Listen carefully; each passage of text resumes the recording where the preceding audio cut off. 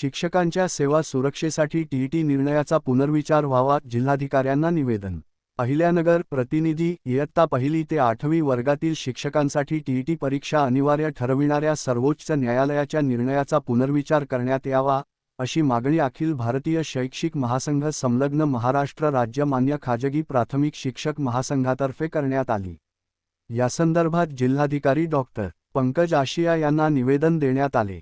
1 September 2025 रोजी सर्वोच्च न्यायालयाने दिलेल्या आदेशानुसार संबंधित शिक्षकांनी 2 वर्षांच्या आत टीईटी परीक्षा उत्तीर्ण होणे बंधनकारक केले असून अन्यथा सेवा मुक्त करणे अथवा राजीनामा घ्यावा, असे स्पष्ट करण्यात आले आहे.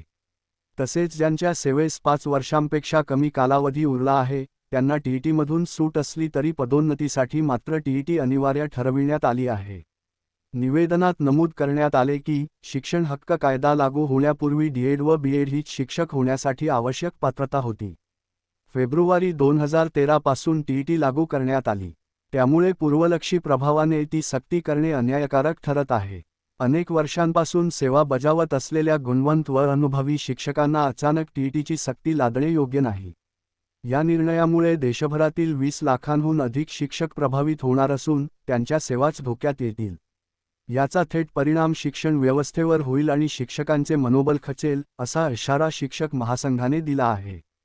यावेळी शिक्षक महासंघाचे राज्य मुख्य सचिव विठ्ठल उरमुडे, राज्य प्रसिद्धीप्रमुख नंदकुमार हंबर्डे, जिल्हा सचिव शेखर उंडे, जिल्हा कार्याध्यक्ष अन्सार शेख, मुदसीर पठाण, मनीषा साळी, अंजली सासवडकर, कल्पना चावरे, विद्या पोद्दार, मनीषा जंगम, लुमाजी साबळे आदींसह मोठ्या संख्येने शिक्षक उपस्थित होते. सदर निर्णयामुळे शिक्षकांच्या सेवा सुरक्षेला धोका निर्माण झाल्याने पंतप्रधानांनी हस्तक्षेप करून योग्य तो न्याय द्यावा, अशी मागणी अखिल भारतीय राष्ट्रीय शैक्षिक महासंघ संलग्न महाराष्ट्र राज्य मान्य खाजगी प्राथमिक शिक्षकेतर महासंघाच्या वतीने देण्यात आलेल्या निवेदनातून करण्यात आली. संपूर्ण देशात एकाच वेळी असे निवेदन जिल्हाधिकारी यांच्यामार्फत पंतप्रधानांना देण्यात येणार आहे.